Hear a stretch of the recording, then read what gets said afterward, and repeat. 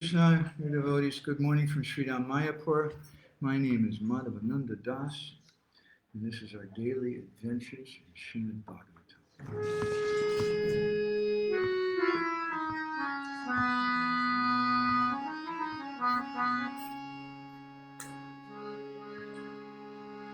Jai Radha Madhava Jaya Kunja Jai Radha Madhava Jaya Kunja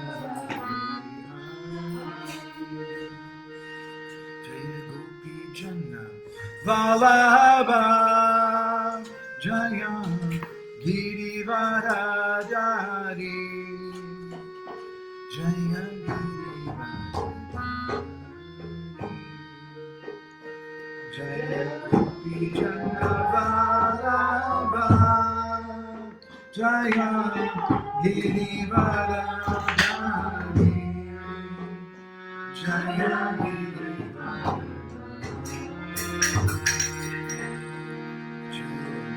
Yashodanandana Jaya Braja Janaranjana Jaya Braja Janaranjana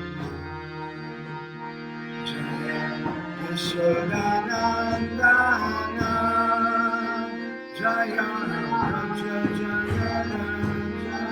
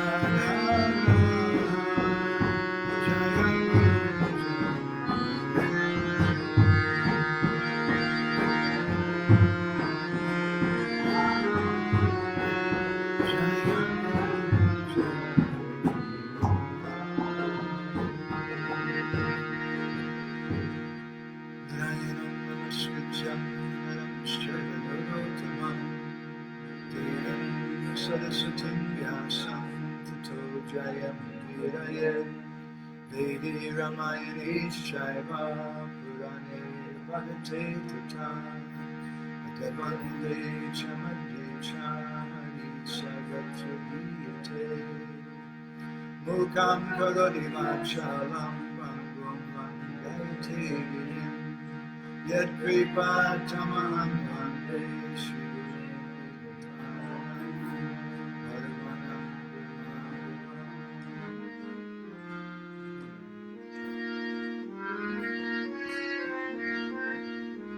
Paramananda He Madhava Kadunda Luchi Makaranda Se Makaranda Panakori Anande Bolo Hari Hari Harika Name Vandaveva Harinode Chakadola Se Chakadolanka Paraye Manamo Nahirantare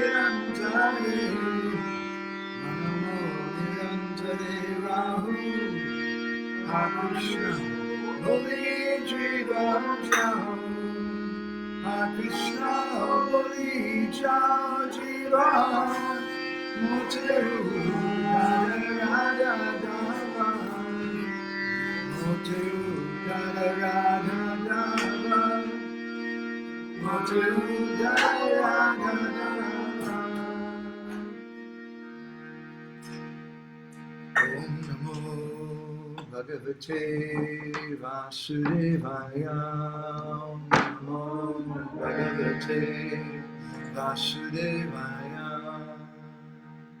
Om Namo Bhagavate Vasudevaya Om Namo Bhagavate Vasudevaya.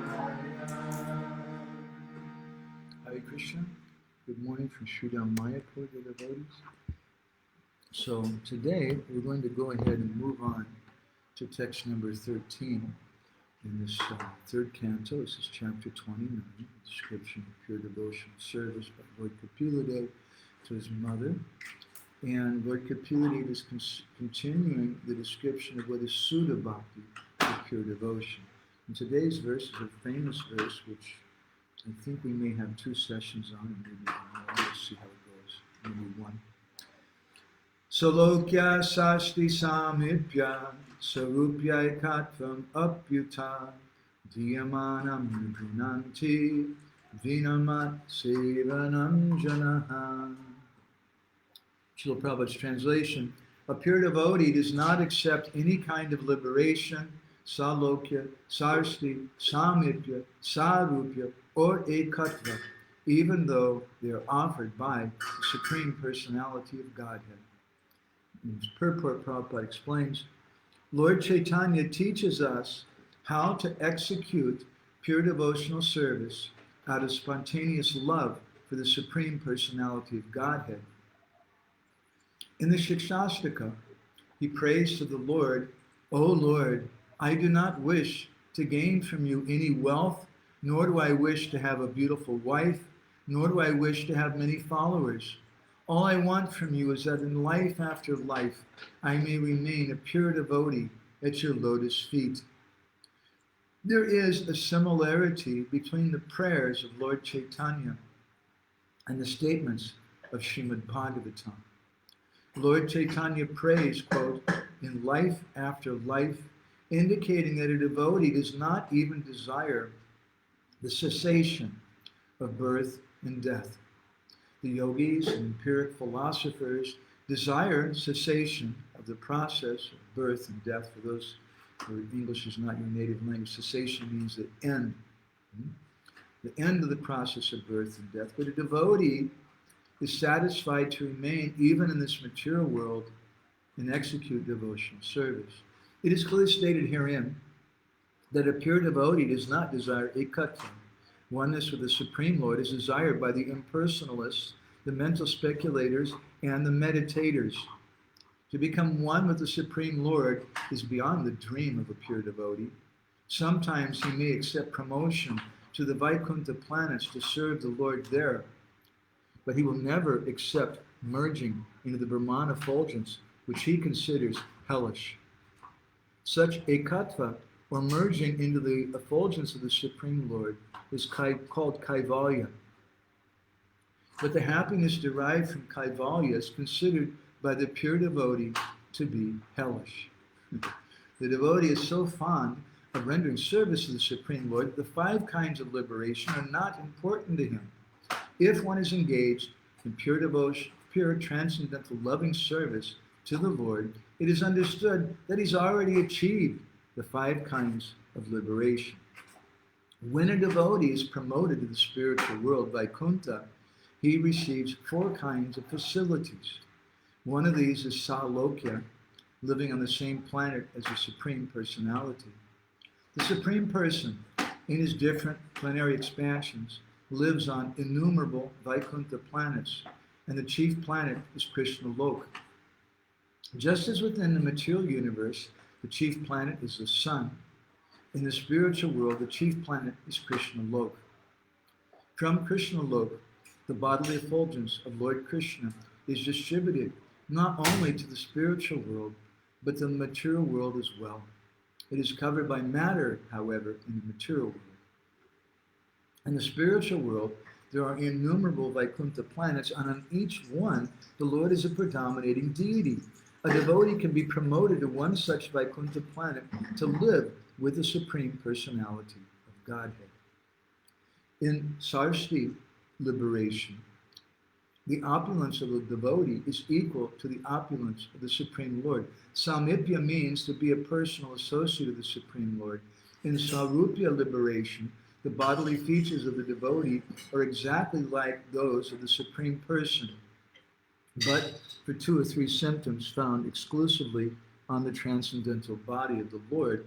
Srivatsa, for example, the hair on the chest of the Lord, particularly distinguishes him from his devotees. A pure devotee does not accept these 5 kinds of spiritual existence, even if they're offered, and he certainly does not hanker after material benefits, which are all insignificant in comparison with spiritual benefits. When Prahlad Maharaj was offered some material benefit, he stated, quote, "My Lord, I have seen that my father achieved all kinds of material benefits, and even the demigods were afraid of his opulence. But still, in 1 second, you finished his life and all his material prosperity." For a devotee, there's no question of desiring any material or spiritual prosperity. He simply aspires to serve the Lord. That is his highest happiness. Gauragra Ganya Gana Gocha Goloruharam Gauranga Guratama Gopyara Kopa Briksham Gopala Gada Rati Damyati Singha Goram Govinda Deshika Varam Satatam Namah Panchakalpa Vidishchan Kripa Sindhu Vyevacham Patitanam Pavanebhyo Krishna Vaishnavebhyo Namo Namaha. Jai Shri Krishna Chaitanya Prabhu Nityananda Shri Advaita Gadadhar Shivasari Gaura Hare Krishna Krishna Krishna Hare Hare Hare Rama Rama Rama Hare Hare. So Vishwanath Chakravarti Thakur, in his Sa'artha Darshini commentary in this verse, he links it back to the previous verses, in particular text number 11, which we spoke about in 15 different sessions, and which the verse there says, Yatha Gangam Basom Buddho, that comparing the consciousness of the devotee to the flow of the Ganga water, that consciousness is going toward the ocean. You can't stop the Ganga. You can't just, excuse me, Mr. Ganga, Ms. Ganga, please stop your water today. It's not going to happen. So to illustrate the meaning of this example about the Ganga water, Lord Kapiladeva speaks this 13th verse, which describes the lack of material desires in the devotees who have pure bhakti, and he uses a kind of nyaya or logic, which is called kaimutya nyaya, which is kind of like what to speak of. in other words, the devotees, they don't accept even spiritual benedictions. They don't even want these 5 different types of liberation. What to speak of, accepting material things. So this is kaimutya nyaya, the logic of what to speak of. And Vishwanath Chakravarti Thakur, he says that for a devotee, this salokya, or living on the same planet as the Lord, or the sarsti, to have the same opulence as the Lord, or Vishwanath says, have similar powers to the Lord's. Samipya, to be a personal associate of the Lord, or stay near him. Or sarupya, to have same bodily features as the Lord. Just like the residents in Vaikuntha, they all have 4-armed forms. And when Gopal Kumar arrived there, as described in Brihad Bhagavatamrita, he saw the residents there and he thought they were all the Supreme Personality of Godhead initially. Similarly, Uddhava has a similar form to the Lord. That's Sarupya Mukti, or they have liberation of a similar form of the Lord. And the 5th is Ekatva, which is merging with the Lord. And Vishwanath says that this verse is indicating that even if these 5 types of liberation are offered to a devotee, Lord Kapiladeva says, Vinamat Sevanam Jana, unless there's some service there, they won't accept them. The devotees are just not interested in that. The Narada Pancharatra describes, Hari Bhakti Mahadevyaha Sarva Muktari Siddhaya Bhaktas Chadbhutas Tasyas Chetikavad Anubrataha. That for a devotee, all kinds of liberation are automatically accomplished when someone performs pure devotional service. When Hari Bhakti Mahadev, when someone performs devotion to Lord Krishna, the Sarva Muktari Siddhaya, they get all perfection, they get all types of liberation already. Not only that, Bhaktas Chadbhutas Tasyas, they follow along behind the devotees. Anubrata means to follow, anu, always ready to serve the devotees. All those kinds of liberation. So for the devotees, they don't hanker for liberation. As Chaitanya Mahaprabhu has taught us in his Shikshastika prayers, Nadanam Najanam Nasundarim Kavitam Va Jagadisha Kamani Mama Janmani Janmanishwari Bhavatad Bhaktir Ahoitakitwai. In 2 lines, he speaks about the external things that devotees don't want, they don't hanker for. Nadanam najanam nasundarim kavitam va jagadisha kamaye. The first line. I don't want wealth, I don't want followers, I just don't need any of those things. And then the next line, he also says in the 3rd line that mama janmani janmanishwari, that let me take birth again and again. And so Bhaktivinoda Thakur says in his commentary on this verse that indirectly the devotee is indicating that they're also not interested in liberation. And only in the last line of the verse do they describe what they really want. Bhavatad Bhaktir Ahoitaki Tvaya. I want Ahoitaki Bhakti. This is the goal of the devotee. Throughout their teachings, our acharyas have stressed this. It's a very, very important point. As we spoke some sessions ago on text number 10 of this chapter, where Lord Kapiladeva speaks about bhakti in the mode of goodness. Krishna Kananiki, you're going to have to close that one. Bhakti in the mode of goodness, one of the symptoms of it is that they want liberation. That's a good thing, to want liberation. Srila Prabhupada sometimes would tell his disciples that once one devotee told Srila Prabhupada that, Prabhupada, I just want to come back birth after birth and do book distribution and preaching. Prabhupada said, no, you should desire to go back in this lifetime. But although Prabhupada said that to that particular devotee, that particular time, repeatedly throughout his books and lectures, Srila Prabhupada also told us that a devotee doesn't aspire for liberation. But we have to have a very clear goal in mind. What do we want? Because liberation is such an overwhelmingly amazing thing, to be free from all types of suffering, to be able to enjoy that ananda of liberation is a very, very great thing. But there's something which mukti tuchapalava makes that mukti seem insignificant. And that's the bliss of Suddha-bhakti. Raghunath Das Goswami, therefore, he's given us his instructions in Manasiksha, 11 different instructions to the mind. And in the 4th verse, he describes, Asadvarta Vesha Vishrijamati Sarvasvaharani Kata Mukti Vyagra Nashinu Kila Sarvat Magilani Abhijatva Lakshmi Patiratim Hitovyo Manayanim Braje Radha Krishna Sarati Manito Tvam Bhajamana.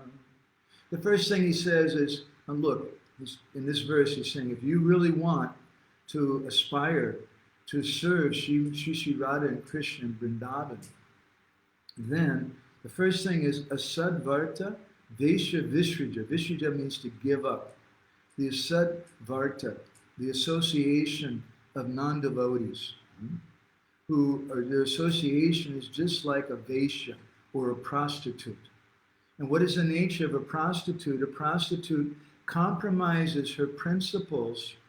She sells her body in exchange for some insignificant wealth. So when we associate with persons who are non-devotees, who are materialistic, impious persons, then in that association we're prostituting ourselves in the sense that, let me be their friend, let me get along with them. And in that kind of association, you compromise your principles. So indirectly in this verse, Raghunath Das Goswami is really teaching us about the principle of don't compromise. Be one-pointed. He says that you give this vishrija, means you give up. Otherwise, sarva shaharani, it'll steal the treasure of your heart, which is to serve Radha and Krishna. And he goes on to say, Kata mukti vyagya nashidu kila sarvat magilani. That don't even talk about kata, this mukti, this liberation, don't even talk about it. If you start talking about it, you might think that this is the goal of everything. But that mukti, that liberation, is like a vyagra, it's like a tigress. So he says, Nashrinu kila, sarvat magilani. Don't even hear it, Nashrinu, because sarvat magilani, that tigress, will devour all living entities. That's the second line of verse. And then the third thing he advises us, Api chaktva lakshmi patiratim itovyom manayanim. Don't even hear about Lakshmi and Narayan. Don't do it. Don't hear about the Lord of Vaikuntha or that place, because if you do, then you may lose that treasure. Raghunath Das Goswami, Manasiksha, in this 4th verse. Bhaje Radha Krishna Sarati Manido Tvam Bhajamana. Sarati Manido, this is the jewel of pure love to Radha and Krishna. Don't give it up. You may become distracted by any one of these 3 things. The Sadvarta Vesha, this prostitute-like association with non-devotees, making friends with them. Kata Mukti Vyagra, this tigress of mukti, of liberation. Or he says, Chaktva Lakshmi Pati Ritim, even this attraction for Lakshmi Narayan. He says, Vyoma Nayani Lakshmi Pati Rati, this love for Lakshmi Pati Narayan, it leads to Vaikuntha, which is the abode of Lord Narayan, a place which is characterized by supreme opulence and majesty. And if you attain perfection in sadhana bhakti in your processes of devotion, but that perfection is directed toward Lord Narayan, then you can get 4 kinds of liberation in Vaikuntha. You can get the Saloka Shastri Samapya Sarupikatam Apita. You can get these 5 types of liberation. But a pure devotee doesn't want these things. Now, just as a note, someone may question, how is it that he's saying a Saddvarta Vesha Vishija, don't be friends with any non-devotees? That doesn't sound very nice. It doesn't sound like a saintly person. Srila Srinivasacharya, in his Goswami Astakam, he describes the nature of the six Goswamis. Dira Dira Janapriyo Priyakaro Nirmatsuro Pujito. They're pujito, they're worshipable because Dira Dira, they're pleasing Priya, both to persons who are gentle and the persons who are very, very rough. They're pleasing to everyone. Krishna Krum, sorry, can you also close that one? Maybe you have to turn on the AC. So they're doing some work around here today, and it's a little bit of a distraction for me. So the devotee, the nature of a devotee, we heard in some of our previous classes when we were speaking on the 25th chapter of this third canto. Now we're on the 29th chapter. Lord Kapiladeva speaking about the qualities of the sadhu. He says, Tatikshava Karunika Suddha Sarvadehinam Ajata Shatrava Shanta. He's Ajata Shatrava. Ajata Shatrava means that they have no enemies. They're not inimical to anyone. Sadhava Sadhu Bhushana. These are the ornaments of a devotee. We spoke about this verse at length. I won't go into that today. But this is not the mukhya lakshana or primary qualification of a devotee. These are all secondary things, guna lakshana. When someone has pure devotion, then all these things manifest. But the sarup lakshana, or primary quality of a devotee, Bhaktivinoda Thakur says is saranagati, surrender to Krishna. So Bhaktivinoda Thakur, in his commentary of Upadeshamrita, called Bhakti Lok, he explains the principles of sangha and friendship. A devotee is friends with everyone. And that friendship is not false friendship, like someone who's trying to get money from you or sweet talk you or something. It's genuine. They genuinely feel affection for someone. But when Raghunath Das Goswami says, Asat Varta Vesha Vishija, give up association with non-devotees, he's not saying we don't have love for everyone. What he's saying is don't intimately associate with non-devotees. And Rupa Goswami, it's a long discussion, we won't go that direction, but just to point that way. He speaks about 6 different types of exchanges that devotees cultivate with each other. And we don't cultivate those kind of exchanges with non-devotees. We have them, but we don't cultivate them deeply in the heart. Acharyas have described, meaning that we don't reveal our heart in a deep way to non-devotees. Even they've explained that maybe sometimes a devotee has some problems following regulated principles, or they have some mundane attachments. Don't speak about those things in public. Don't speak about those things just to common devotees. If you do, you may have some problems. Maybe they'll go on the internet and say, did you know? And start saying this and that, because there's still some envy in their heart. We should speak out, as we discussed in our last 3 sessions. We should call out to the devotees of the Lord, that Lord who's the killer of the Aga demon, the Baka demon, and pray to those devotees, you please help me with this problem. But that's a private thing with those devotees. So the devotees, they don't want liberation without service. There's one of the associates of Lord Nityananda, his name was Nayananda Thakur, and he wrote a very wonderful book, which is not so well known, titled Krishna Bhakti Rasa Kadamba. And interesting book, it follows in the line of Rupa Goswami's Bhakti Rasamrita Sindhu, but this particular book is all about Sakya Ras. But he speaks about śuddha-bhakti also. And in the 3rd chapter, he explains the following. He says, Hena mukti sukha vansha na kori bhaktagan, seva sevaka bhava jati nahi ran. That the devotees, they don't desire the mukti sukh, or the happiness of liberation, where there's no sevya sevaka bhava, where there's no conception of the Lord who's meant to be served, and the conception of myself as a servant. In the material realm, this material world is just the opposite of the material world, of the spiritual world. And in the material world, no one wants to be a servant of anyone else.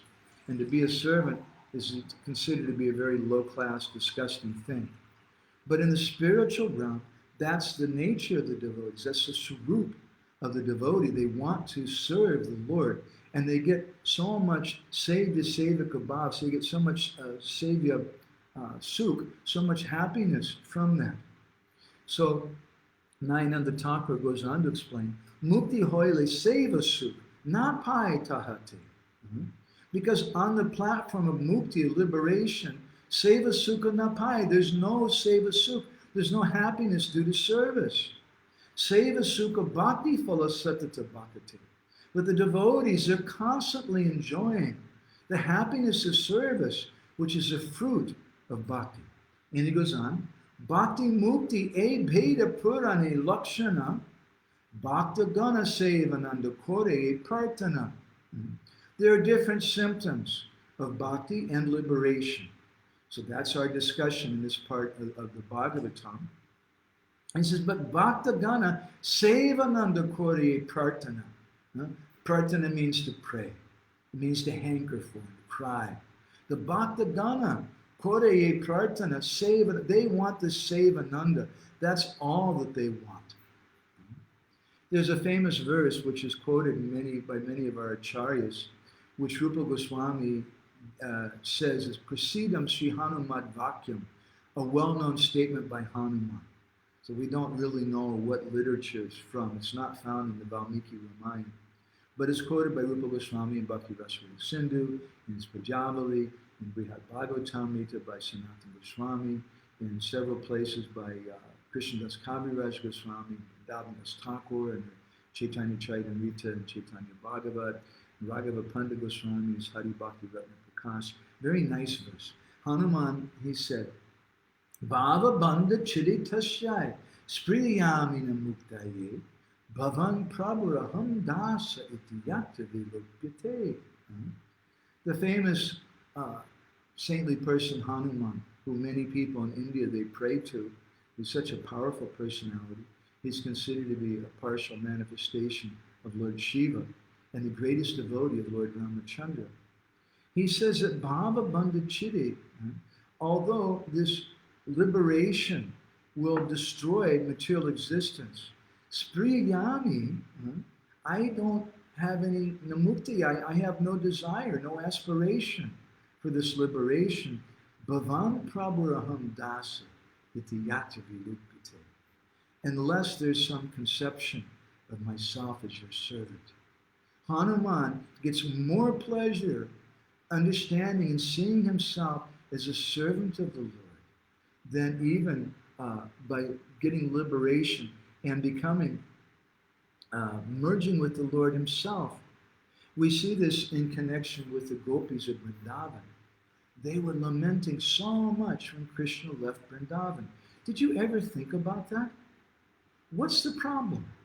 Radhanath Maharaj, for many years, when he would go to Vrindavan, he would take a train and arrive in Mathura. And then from Mathura, he would walk to Vrindavan, which, I don't know, it's like 20 kilometers or something like that. Before he became a famous spiritual master, Radhanath Maharaj. He would arrive by train, he would walk. And it would take him a few hours to walk from Mathura to Vrindavan. So the Gaudiya Vaishnavas, they're always speaking about the feelings of separation that the gopis of Vrindavan have for Krishna. Now a question may come, to be really blunt, are those feelings really genuine? If the feelings are really genuine, then what's the problem? Just go for a walk. It'll take you a few hours and then you'll be in Mathura and you can see Krishna. No, there's another problem. It's not just that the gopis want to go to Mathura to see Krishna. They can do that easily. But they're not satisfied in Mathura. They want Krishna in Vrindavan because all the facility to serve Krishna in the highest way is found in Vrindavan. And it's not found in Mathura. They can't serve Krishna in the way they'd really like to serve. So even though they could go there and see Krishna directly and be with Krishna, they don't go. Why? Because of this principle of service. They're so fixed in serving Krishna in Vrindavan. Because the happiness of that service, their conception is, I'm a servant here in Vrindavan. And I'm serving Krishna in a certain way which gives Krishna pleasure. And there are also devotees. We've heard about some young girl named Kubja. There are also girls, ladies in Mathura who are serving Krishna. And they're serving in their particular way. That's very nice. There's no necessity for us to be there. Krishna is going there to enjoy a particular way. Our service is here. So for the devotees, to do service to the Lord is greater than liberation. The Prachetas, in the 4th canto of the Bhagavatam, there's a verse our Guru Maharaj used to often quote. They make a very startling statement to Lord Vishnu in regards to liberation. They tell him, when Lord Vishnu invites him, will you please come, have liberation, what do you want? What kind of benediction do you want? And the Prachetas, they said, Ashisha, what the benediction or the desire that we have. They said, Tulyama Lavena, Nasvargam Napunarbhavam Bhagavat Sangi Sangasya Martyanam Kimutasisa. Kimutasisa. We don't want any of these other things. They said, Tulyama Lavena Pi. That how can we compare even a moment? Lava means a moment. A moment's association, Bhagavat Sangi Sangasya, with the devotees, with any of these other things. He said, just that association with the devotees, that's all we want. Because the devotees are rendering service, and in association with the devotees, under the guidance of devotees, I can render service. Please excuse me, my dear Lord, but we don't want your liberation. We don't want to go there. Naswargam, we don't want to go to the heavenly planets. Apunarbhavam, we don't want to go to merge in the Brahman effulgence. Bhagavat, we don't want to even go where you're at. Rather, Bhagavat Sangi Sangasya, we only want association with your pure devotees. That's the highest thing. And therefore, Thakur Bhaktivinoda has given a very beautiful song in his Gita Mala, which I should have sent to everybody. So,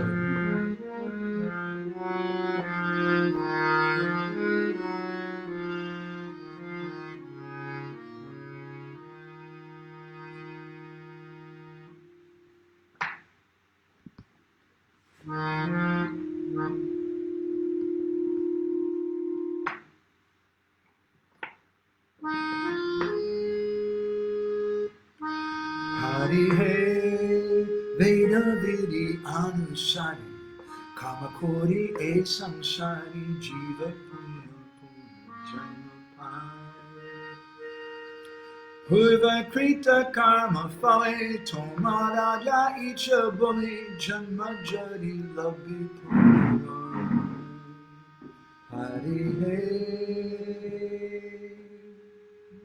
Oh, my dear Lord Hari, Veda Vidhi Anusari Karma Kori E Samsari. If someone follows the Vedic injunctions and they're a karmi or they're someone trying to enjoy in this material world, then Jiva Puna Puna Janma Pai. The fruit of that activity is going to be the Puna Puna Janma. They're going to take birth again and again. He says, Purva Krita Karma Fali, Tomara Ja Icha Bali, Janma Jari Labi Punaroy. The word Jari means if. Janma Jari Labi Punaroy. If I have to take birth again, according to your desire, your Icha Bali, Tomara Va Icha Bali, then I have just one request for you. If because of the my Purva Krita Karma Folly, the fruits of my previous reactions, I have to take birth. I have just one request. No problem. Let me take birth again in the material world. He's not asking for liberation. But I have one request. Hari he tabeka kata mama suna he purushottama tavadasa sangi janagare kita jamma jari hoy tahate odoyamoy rahiba he santushta antare. He says, Sunahe Purushottam, oh my dear Lord Purushottam, Taba Eka Katamama, please hear my petition, my words I'm going to say to you. Taba Dasa Sangi Janagar. Kita Jamajari Hoy. Maybe I have to take birth as a worm and stool. Tahate Odoyamoy, my dear Lord, no problem. Rahibehi santushta antare. I'll be completely satisfied if Tavadasa Sangi Janagari. I can take birth in the toilet of your devotee. Doesn't say toilet. He says that's my elaboration. But he says Kita Jana. An insignificant insect like a worm. If I can take birth as a worm in the home of your devotee, I don't mind. I don't need all this liberation. But let me take birth. Bhagavat Sangi Sangasha, as the Prachetas are saying. Let me just get association with the devotees. That's the topmost thing. Hari he tavadasa sangahina jagri hasta arvachina tara grihe chaturmukha bhuti. Nachai kakana hari koro dvaya joda kori kori tava kinkara minati. Hari he tavadasa sangahina jagrihasta avachina. I don't want to take birth. Please let me never take birth in the home of a grihasta who's averse to the association of your devotees. Even if ta grihi chata mukha bhuti, his opulence is like that of Lord Brahma's. And Bhaktivinoda Thakur folds his hands, kora dvaya jodi kori. And he says, this is my prayer. This is the only humble thing I ask. Please let me just take birth even as a worm. Now in Saranagati, Bhaktivinoda says a similar thing.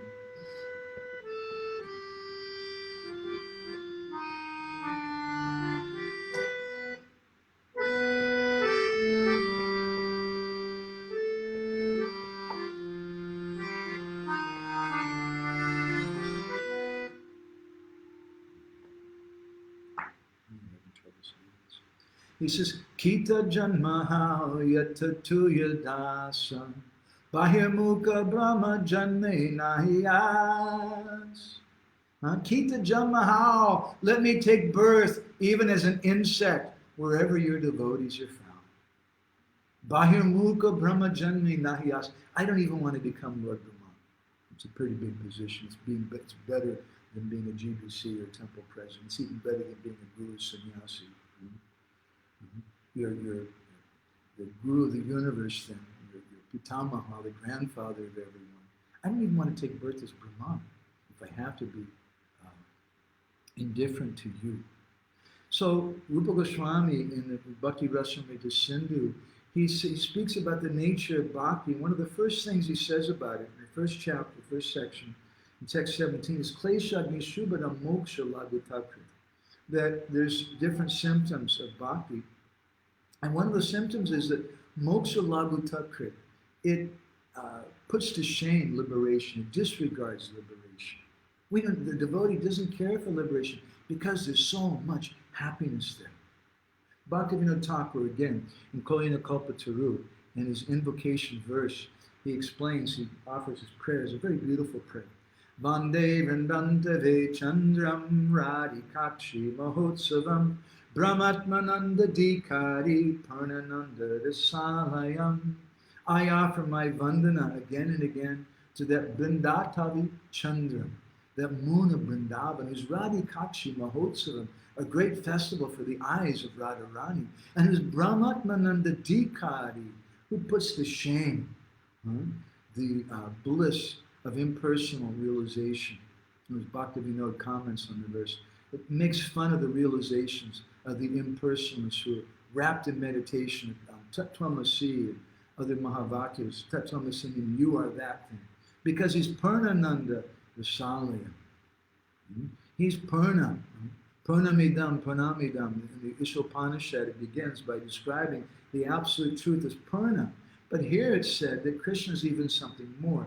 He's Purnananda. He's Purna and all Ananda. And Purnananda Rasalaya. He's fully and complete in nectar, in rasa.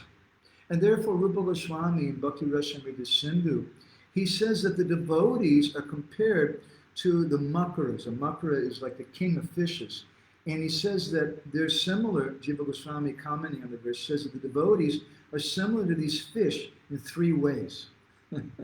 Bhakti Rasamrita Sindhu Charata Paribhutta Kala Jalabhiya Bhakti Makarana Slipta Mukti Nadikan Namashyami. He says that I offer my pranam to those devotees who are like makaras, who are like the king of fishes. Makaras are kind of a fantastic aquatic animal, is considered to be the king of the fish. Krishna has makara-shaped earrings. Those who are Bhakti Rasamrita Sindhu Charata, they're playing in the sweet ocean of Bhakti Ras. And just as in this verse yesterday we were speaking on in text 11, speaks about Gangam Buso and how the devotee's mind goes to the ocean like the Ganga's going there. But here, a similar analogy is being used by Rupa Goswami in a different way. He's saying that the devotees, because they're like these fish swimming around in the sweet ocean of rasa, bhakti rasa, they're not interested in the rivers of liberation. Mukti nadi kan. Nadi, they're not interested in that mukti nadi, or those insignificant rivers of liberation. And they're free, he says, from the fear caused by the net of time. So Jiva Goswami in his commentary says that devotees are compared to this makara fish in three ways. Very nice thing. The first way is because they're joyfully swimming in the unlimited ocean of Bhakti Ras. That ocean of Bhakti Ras is the final shelter of all the different rivers of liberation. All the rivers, all the different types of liberation, they finally end up in the ocean of Bhakti Ras. And so the devotees are already swimming there. So they're completely ecstatic. They're full of bliss. And so the second quality is they ignore those rivers because those rivers are very insignificant. They're swimming in the ocean. What do they care for the small river for? And then Jiva Goswami, he quotes the same verse we're speaking on today. Salokya Shastri Samipya Sarupyakata Nipyata Diyamana Nigrinati Vinamat Sevanam Jana. That a devotee doesn't want any of these kinds of liberation if they don't get service also. And the third way that a devotee is like this makara, or this fish, is that in the ocean of Bhakti Ras, they disregard the fear which arises from time, which causes all kinds of miseries through the bondages of birth and death. Just like a fish that's swimming in the deep ocean, they're not afraid of the fisherman's nets. The fisherman's nets, those are only on top of the water, the shallow water. But the fish, the devotees in the ocean of Bhakti Ras, they're diving very, very deep, and they're relishing. And so because of that, they're so deep, they're not afraid of the paribhutta kala jala biya. They don't have this biya, or this fear from the nets of the fishermen. So these are some thoughts on this verse today, and how Lord Kapiladeva is explaining what it means that the devotees don't accept any kind of liberation. Now, in our next session, which will be on, what is it? Today's Wednesday, which will be on Friday, we're going to look at some other further explanation that Srila Rupa Goswami gives on two different divisions of these 5 types of liberation, and then Rupa Goswami divides them into 2 again. Sukhaishvotara and Prema Sevotara. Or we'll hear something about that, how one is the desire for some opulence, some happiness and power, that the devotees have for liberation, and another one is just to serve the Lord himself. And then Rupa Goswami, he'll take that further and explain the object of that liberation, which is Krishna. So I want to stop here and invite the devotees, both who are sitting here in the room with us today, as well as the devotees online, somebody's just commenting that you only get the notification late. Okay. I don't know what's going on. You can know for sure that every Sunday, Wednesday, and Friday we're having these classes online at 8 o'clock, starting at 8 o'clock Indian time. We changed the time a little bit. So Indian Standard Time, it's 8 o'clock. We were starting 10 minutes later before. So I'd like to request the devotees today, though, too, to ask you, what are you walking away with? Gauranga Prabhu has said, Hari Bol. Sorry, I was bombarded with stuff the last few mornings. Happy to hear you online today. Nice to see you here. Nice to see Lynn and Mahindra and Natalia and Mal and all the different devotees here. Does anybody, Subal Sham Prabhu, anybody here have any reflections they want to share? Sachitanoi Prabhu? Nobody's writing anything, but Jabani is saying Hare Krishna. So, in the beginning you were mentioning that more or less, I think you were saying that how come the gopis didn't just walk to Mathura and go there? Krishna was there. What's the problem? What's the difficulty? Yeah. So that sounds very easy, right? And then, but no, they didn't, because the environment of Vrindavan is suitable for them for their service. So then a thought came to my mind that we say sometimes that Krishna, wherever Krishna is Vrindavan. With that concept, wherever Krishna is Vrindavan, so why do you make a discrimination? Right. So if you want to make the argument that wherever Krishna is Vrindavan, so how come the gopis are minimizing that? So then I came to a understanding that maybe is that because that Krishna is Vasudeva Krishna and they prefer Nandana Krishna. That could be one. Yeah. But the other one is that I know even devotees sometimes they say, well, you know, I said, why don't you come to Vrindavan or come to the Holy Land? You know what? I have senior devotee. Says, look at my place. It's all fixed and arranged like Vrindavan. So I don't need to go to Vrindavan. Then I say, oh, okay.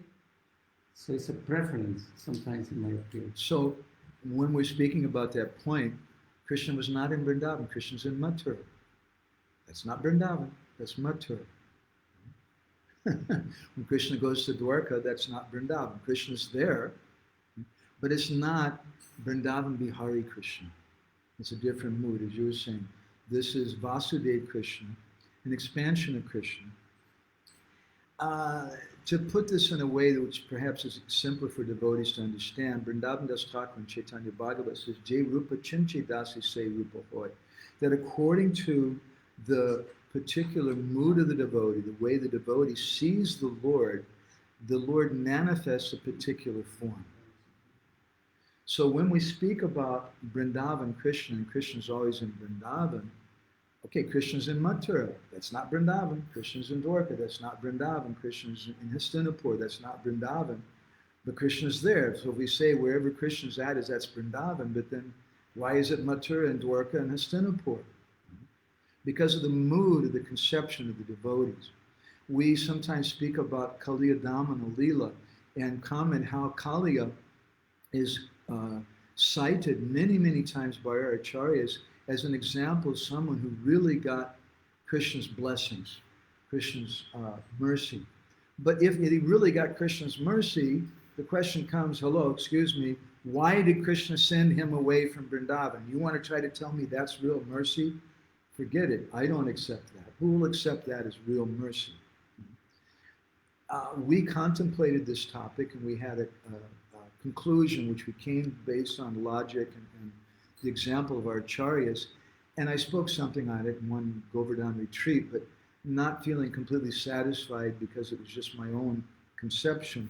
I went to speak to a senior exalted Vaishnava, who's Radha Govinda Maharaj, and I asked him the question. I didn't tell him what my understanding. I said, how do we understand that Krishna Kaliya got mercy from Krishna, but he's driven out of Vrindavan? And I was so happy he gave the exact same answer that I gave, which was that in the same way that Srila Prabhupada brought devotees to Vrindavan and then told them, now you go back to the West and you go and preach. And by going and preaching in the West, they're establishing Vrindavan, which you're saying. And this is the purpose of our movement, to establish Vrindavan villages all over the world, not just big temples. But Vrindavan villages means places where there's paraspara, there's back and forth, sweet intimate exchanges between devotees based on the mood of Vrindavan, based on Krishna Katha and the pastimes of Vrindavan, based on our kirtan, Chaitanya Mahaprabhu, and our 6 Goswamis of Vrindavan. And that establishes Vrindavan. And for that devotee, they're in Vrindavan. It may look like Mathura, it may look like Dwarka, it may look like New York or Paris or Moscow, but it's not. It's directly Vrindavan because of their particular mood. Ramana Sukha Prabhu, my humble pranams, my dear God uncle, he says, sometimes impersonalists say the goal is to merge into divine love. How is it different from the devotees swimming in the ocean of bhakti ras? So they consider this impersonal liberation, this mukti, to be merging into love. But what is the love if there's no object of love? If you merge with something and everything becomes one, then how is there love? Love requires a lover and a beloved. A person who's the ashraya, or the shelter of love, the feelings of love, and a person who's vishaya, priti vishaya, or the object of love. And so if the object and the subject become one, then where's the love? Where is the exchange? Love means exchange. And so the devotees are swimming in the ocean of bhakti rasa because there's exchanges there. And therefore Hanuman is saying, I don't want that kind of liberation. Gauranga Prabhu was saying, can't the gopis interact with Krishna's mood in Mathura? The gopis meet Krishna in Kurukshetra. And that meeting in Kurukshetra becomes Vrindavan because the gopis moved there. In the Skanda Purana, there's a story about how the gopis and Mother Yashoda, they meet Krishna in the place known as Prabhas. And we told that story on Janmashtami Day. But that Prabhas was no longer Prabhas, it became Vrindavan. Jagannath Puri, therefore, is considered to be Gupta Vrindavan, although it's a place of great opulence. So because the devotees, headed by Sri Chaitanya Mahaprabhu, they're in the mood of Vrindavan there, and they see Jagannath as Vrindavan Bihari Dvibhuj Murlidhar, the person who displays pastimes in Vrindavan and plays on the flute with 2 hands. They see Jagannath in that way, that becomes Vrindavan. Onkar Prabhu says, it's a good point, the devotees don't want liberation. We sometimes come to the movement for removing life's problems. At least I learned the importance of service. I think it's a very good point. Sometimes we think, I'm not hankering about liberation, but gee whiz, I wish I could just get married. I'm really unhappy. Being a brahmacharini in the temple, it just really stinks, nobody gives me respect, and I just want to have a husband, I just want to have a wife, I want to have a job, I want to have some respect, nobody gives me any respect. That's a desire for liberation, a subtle kind of desire for liberation. We don't care about that. We don't care about all the conspiracy theories and getting liberated from all that. We just want to do bhakti. Ramana Sukha Prabhu goes on. He says that the specific goal of Gaudiya Vaishnavism is to achieve an intimate relationship with Krishna in Goloka Vrindavan. But even if a devotee achieves a position in Vaikuntha, isn't that also going back home, back to Godhead? Yes, it is. And we don't belittle that. It's not that we all of a sudden we become so sophisticated and so rasik that we don't appreciate Macha Karma Varaha Nishrina Narayan. We don't appreciate those different manifestations of the Lord. Now I'm a rasik bhakta, I'm a Vrindavan bhakta. In our mind we may imagine like that. We may say, oh, it's not the same as Krishna. But our acharyas are given the example of the moon. The moon is the moon. Whether the moon is Ardha, Chandra, or half a moon, or whether it's Purnima or the full moon, it's still the moon. You can't say the half moon's not the moon. It's only when the full moon is there, it's really the moon. The half moon is also the moon. The partial moon is also the moon. And so similarly, Krishna's different expansions are also the Supreme Personality of Godhead. It's also the moon, but they're only partial. And the happiness there is only partial. And therefore, our Goswamis, and in this case today, Raghunath Das Goswami, he's describing that Kata Mukti Vyagra, that don't even hear this Mukti Vyagra, this topics about Mukti, which are just like a Vyagra, like a lioness who's going to come, a tigress who's going to come and eat you up. And he says, Api Chatva. Api means even, Api Chatva Lakshmi Pati Vatim. Don't have attachment to Lakshmi Devi, to her Pati. Her husband is Lord Narayan, which will bring you Vyoma Nayana to Vaikuntha. It doesn't mean when Raghunath Das Goswami is saying this that we're criticizing the worshippers of Lord Narayan. Chaitanya Mahaprabhu went to many temples of Lord Narayan, and he always offered respect, and he also went to the temples of Lord Shiva and Ganesh and other personalities. But it means it's a special vishesh, a special quality within Gaudiya Vaishnavism. And if we want that thing which Sri Chaitanya Mahaprabhu came to give,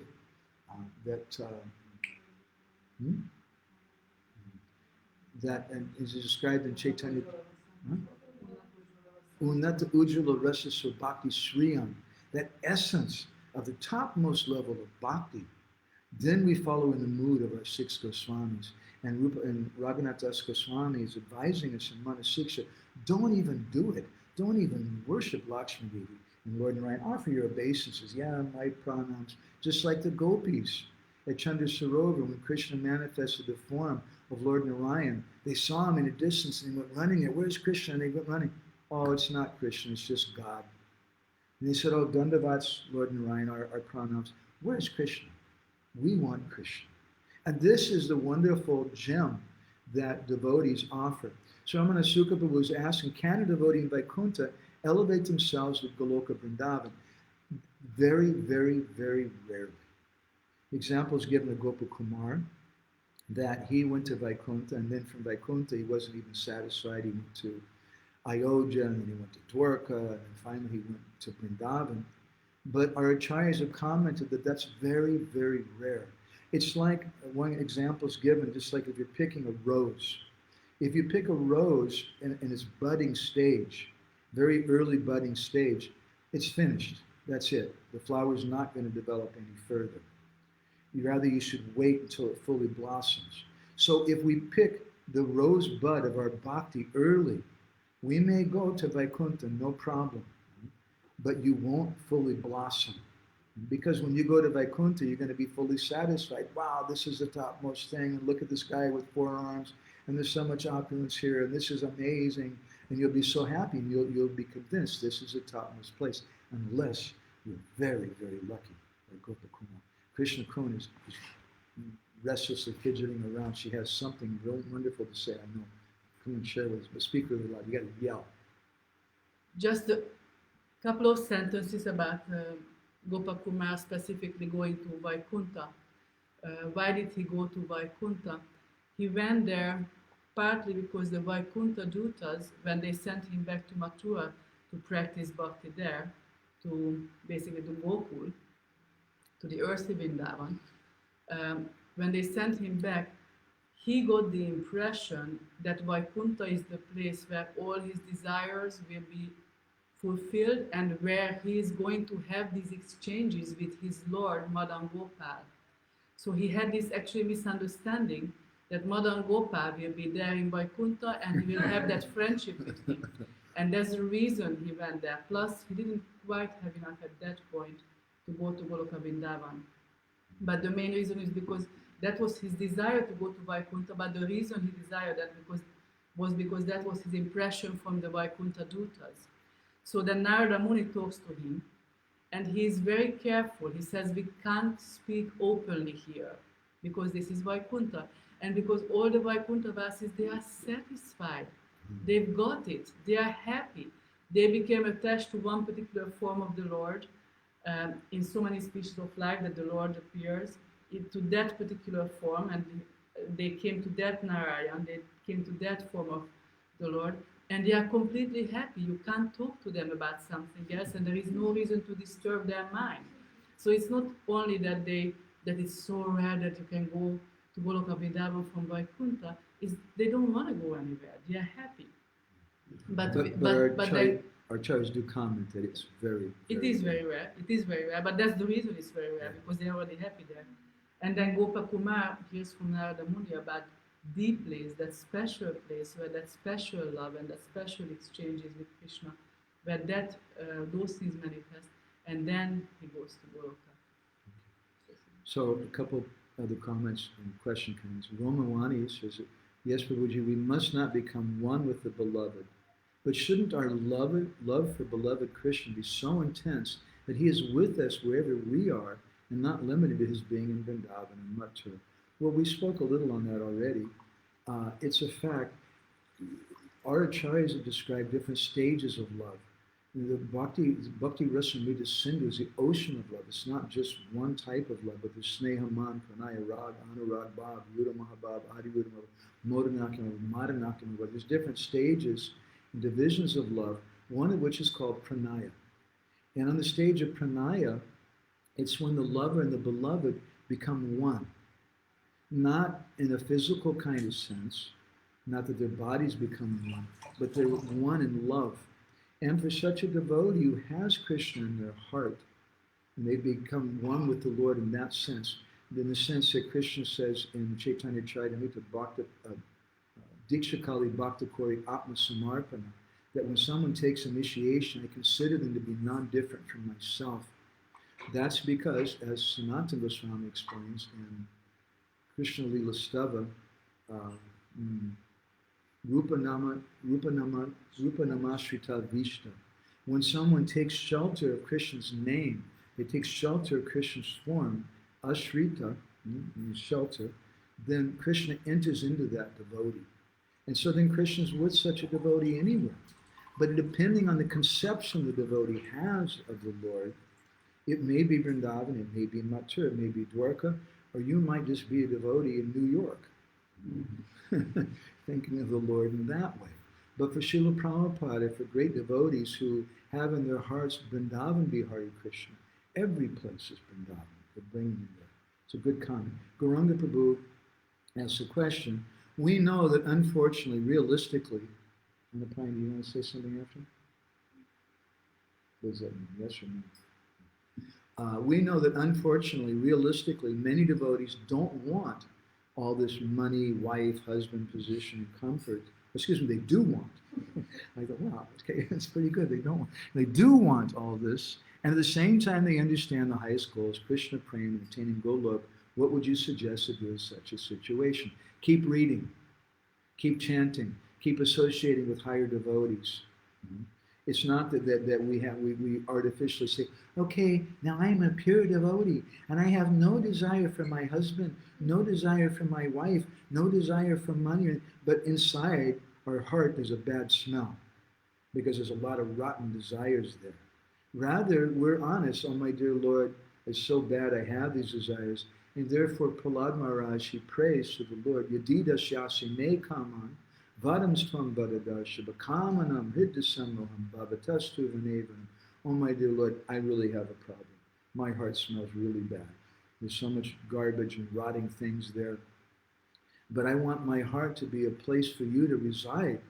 So you please take away all my material desires and make your heart make my heart into your home. That's the desire of the devotee. It's not that we artificially try to pretend that we're something we're not, but we constantly should cultivate an understanding what is the topmost thing. Every day we should pray, Nadanam, Najanam, Sundarim, Kavitam Va, Javadishakamaye, Janmani, Janmani Shri Bhavatad Bhakti Vaitaki Tvaya. That I don't want women, I don't want money, I don't want followers, I don't even want liberation. All that I want, birth after birth, is a service to Krishna. And if we continue reciting that, and we contemplate on on Bhaktivinoda Thakur's commentary on that verse, then we can gradually begin to get a desire for that situation. So I'm going to stop there. It's a little bit late. I want to thank everybody so much for taking part. Grantaraj Srimad Bhagavatam Ki Jai, Srila Prabhupada Ki Jai. Before we finish, one last thing, we'll be back again on Friday, 10 minutes earlier than we were before, 8 o'clock in the morning, Indian time. We'll be here every Sunday, Wednesday, and Friday at 8 o'clock.